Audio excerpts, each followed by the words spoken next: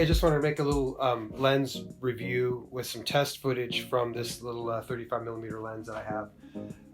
It's an old lens. It's Auto Takumar 35mm f2.3, and it's an old film lens from Pentax.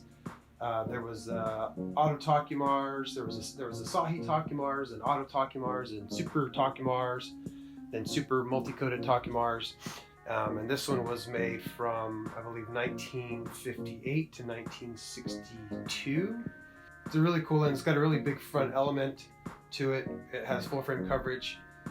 Anyway, this can be easily adapted with an M42 adapter on the back. So what I'm going to be doing is I'm going to be adapting it to the Blackmagic Pocket Cinema Camera 6K, and I'm going to be showing some test footage that I shot for the last couple months.